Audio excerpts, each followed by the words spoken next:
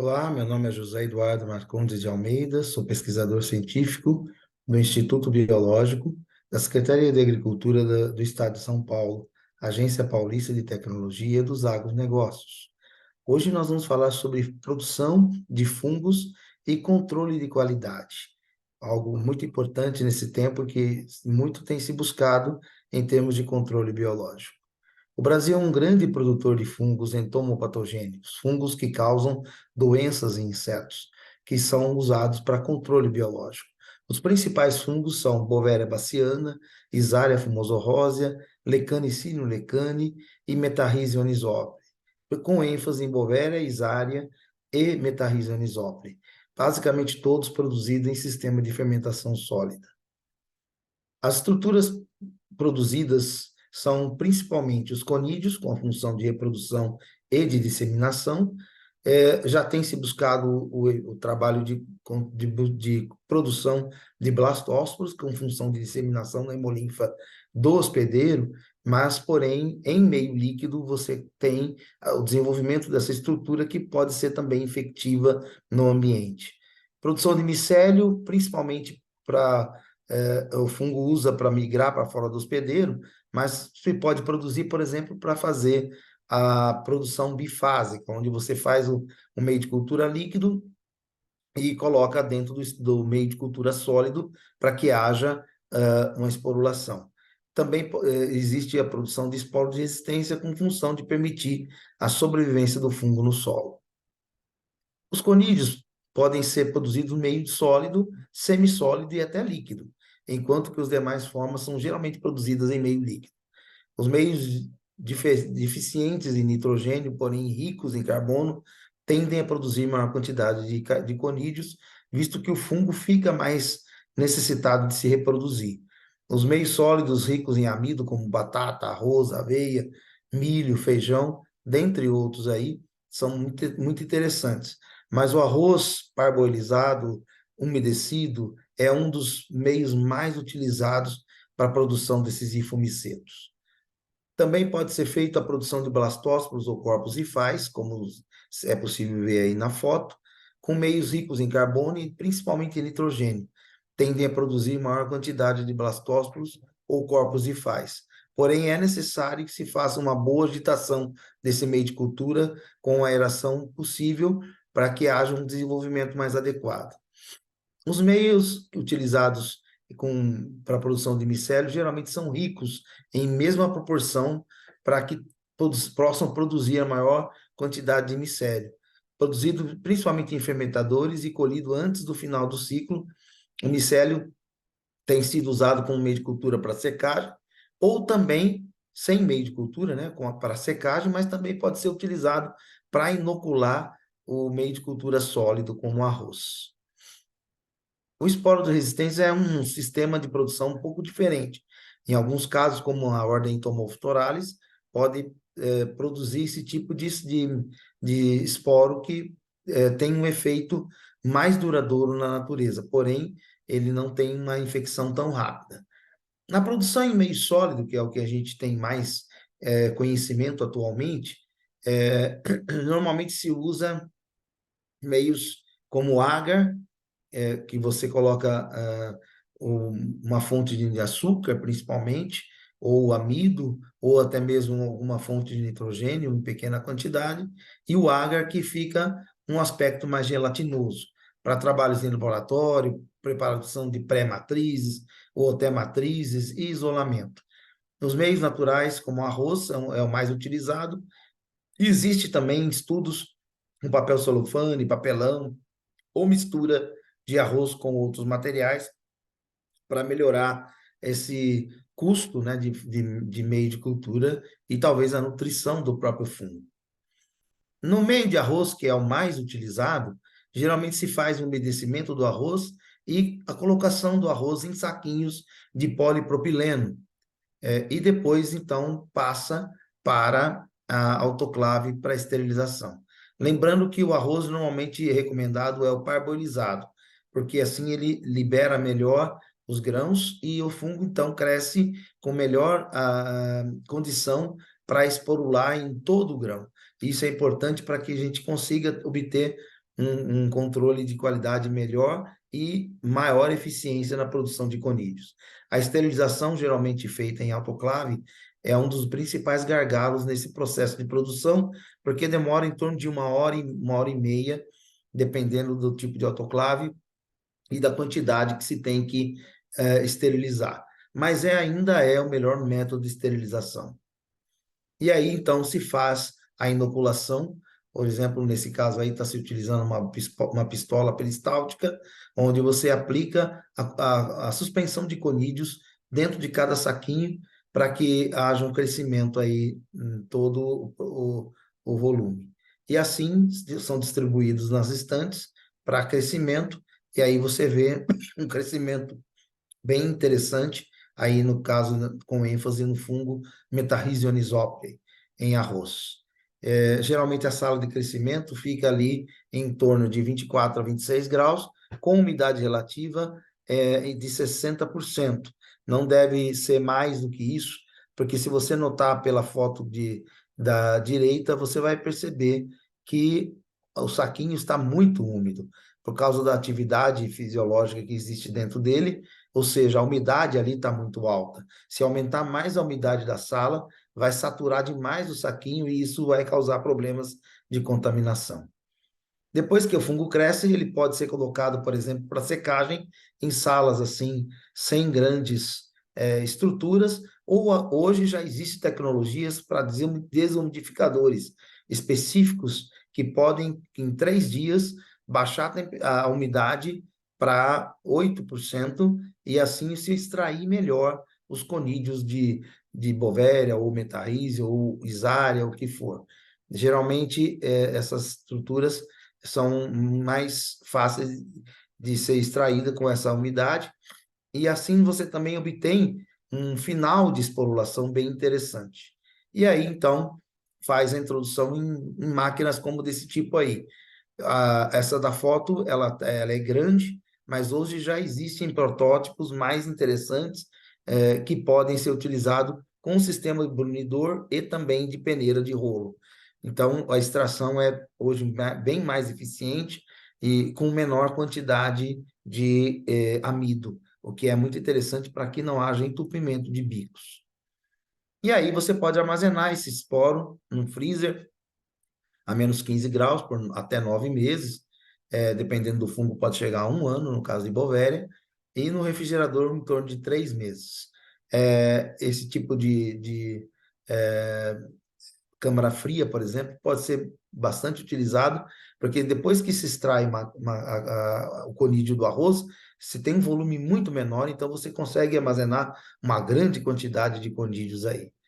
Então, basicamente, esse é o processo de produção em meio sólido.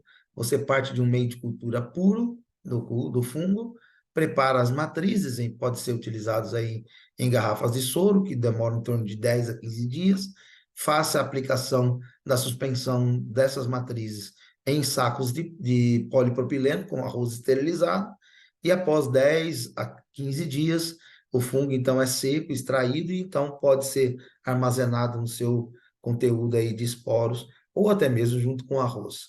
Se deve pensar que se for congelar o arroz, também precisa fazer a secagem para evitar a quantidade de água e durar mais tempo. Existe um método também de produção em meio líquido, que são a produção de blastósporos ou corpos hifais, ou conídeos submersos.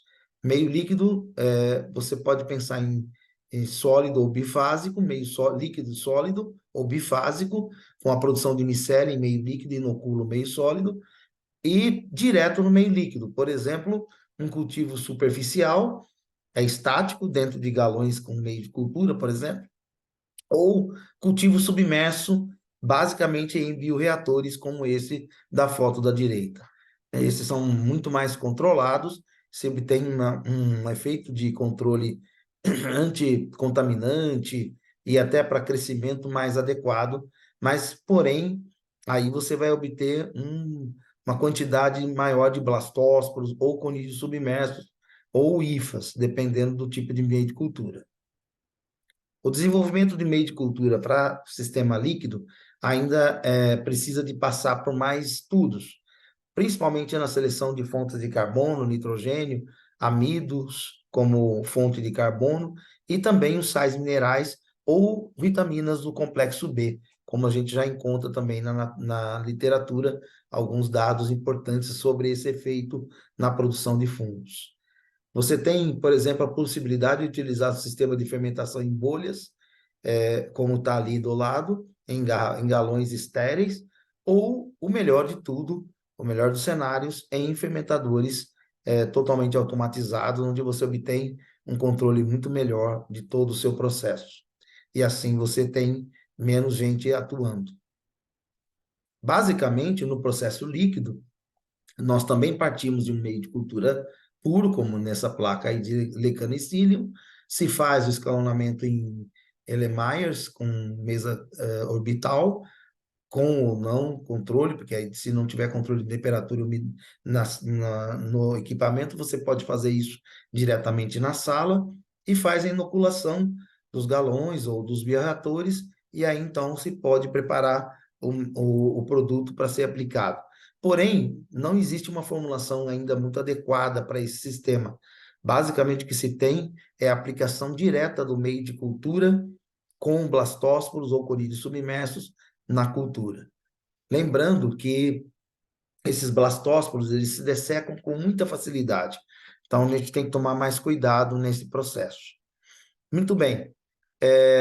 Eu posso produzir, mas eu tenho que pensar em qualidade.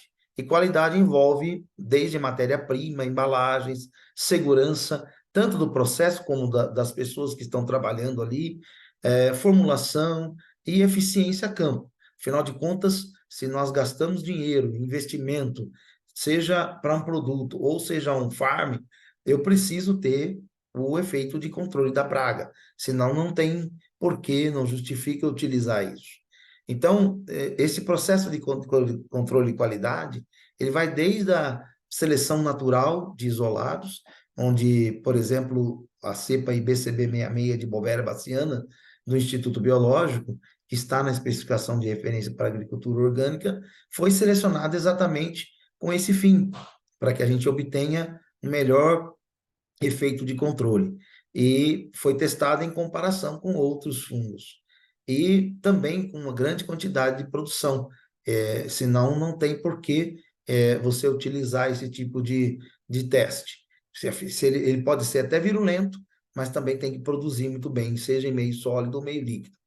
E para fazer isso, nós precisamos de um número elevado de isolados. Precisamos também avaliar a concentração do produto, a viabilidade de propágulos, sejam eles conídeos ou blastósporos ou conídeos submersos. Precisamos saber se está vivo, né? A produtividade desse isolado é importante, a resistência a fatores climáticos e a caracterização molecular para que a gente não cruze esses isolados com outros ou perca esse isolado dentro do processo. Eu também preciso levar em consideração o efeito sobre inimigos naturais, isso aí também é levado em conta pelos órgãos ambientais, como a Anvisa, como o IBAMA, ou mesmo com relação a metabólitos gerados, principalmente para questões de saúde humana, já que a Anvisa também está pensando exatamente nesse assunto. Por isso que é importante utilizar as cepas que estão na especificação de referência, porque todas elas já foram estudadas com relação a esse aspecto. A manutenção do inóculo com a preservação da sua característica e identidade é fundamental aí no processo de qualidade, porque existe inconformidade nessa fase que pode comprometer a produção. O material utilizado na linha de produção deve estar caracterizado, não se deve coletar o patógeno no campo após as aplicações, já que existe a possibilidade de eu coletar um outro isolado, que não seja aquele que foi aplicado. Afinal de contas, no campo eu vou ter uma ação de muitos outros isolados de uma mesma espécie atuando naquele local. Os principais aspectos da análise qual e quantitativa de bioprodutos à base de fungos são os parâmetros fundamentais, a concentração e a viabilidade, ou unidades formadoras de colônia, e alguns ocasionais, como a pureza e a virulência. Logo, essa questão da pureza pode ser incrementado pensando em obter produtos, sejam eles comerciais ou on-farm, com cada vez mais qualidade. Atualmente já saiu algumas portarias importantes, instruções normativas conjuntas, que estão lá classificando algumas bactérias que são perigosas para o ser humano ou para o ambiente, como Salmonella, Escherichia coli e outros ali importantes. Essa figura mostra esse processo de análise. Geralmente é pesado uma amostra, diluído em 10 ml ou mais, dependendo do tamanho, agita aí em vórtex, se dilui 100 ou até 1.000 vezes, ou 10.000 vezes, dependendo do volume, no caso da avaliação em câmara Neubauer, faz a contagem na câmara Neubauer no campo eh, maior, onde eu tenho um fator de correção de n vezes 10 a 4, e vou fazer o cálculo aí de número de propagos por ml, que é o número de propagos contado na câmara, vezes 10 elevado ao fator de correção, que é 10 a 4, vezes o número de diluições. Se eu diluir 3 vezes, é vezes 10 elevado a 3. E aí, então, vou ver quanto tem em 1 ml daquela suspensão e vou, então, calcular por 1 grama de material. Essa é a figura da câmara Neubauer, com o fator de correção do campo 1, vezes 10 elevado a 4 aí. Conta-se os 8 campos, porque são 4 quadriculados em cima e 4 embaixo. E vou pegar uma parte da minha suspensão diluída, por exemplo, a segunda diluição, e colocar em placas de Petri com meio de cultura batata destrosa e agar, para fazer um plaqueamento de 100 microlitros ou 0,1 ml da suspensão fúngica, coloco na câmara de BOD, ou numa estufa a 24, 26 graus, por 16 a 18 horas. Se for uma formulação a óleo, tem que esperar 36 horas, e aí faço a contagem de conídeos germinados e não germinados, para que eu consiga obter a porcentagem de germinação daquela concentração que eu calculei. Já o teste de unidade formadora de colônia, é o chamado método direto, ele simplesmente faz uma diluição seriada maior, um 10 a quinta, 10 a sexta, 10 a sétima menos, né? Ou sei, 1 milhão de vezes, ou 10 milhões de vezes, dependendo da concentração que se encontra ali. E então plaqueia 100 microlitros para fazer a incubação em BOD por até 7 dias. A vantagem desse método é que você simplesmente faz o plaqueamento e avalia a contagem de colônias. Já a desvantagem é que demora 4 até 7 dias para se fazer essa contagem. Já no método indireto com câmara Neubauer e viabilidade, em 24 horas, basicamente, eu já tenho o meu resultado de como está a concentração e a viabilidade do meu material. E a expressão de resultado dos métodos direto e indireto é importante. Conídeos viáveis por grama versus unidade formadora de colônias por grama. A expressão dos resultados dos métodos diretos e indiretos significam basicamente a mesma coisa, porque conídeo viável por grama é o número de conídeos vivos em 1 grama de produto. Unidade formadora de colônia é o número de colônias vivas por grama. Se cada conídeo forma uma colônia, expressam praticamente a mesma coisa. Porém, a gente sabe que o método de unidade formadora de colônia para fungo, ele pode dar uma variação um pouquinho mais para baixo, já que dois ou três conídeos juntos acabam formando só uma colônia. Então, isso faz com que eu perca em termos de resultado. Enfim, esses parâmetros são os principais aí que a gente tem que levar em conta, e assim a gente vai conseguir obter um resultado mais interessante em campo. A gente agradece aí a participação de todos e até logo. Obrigado.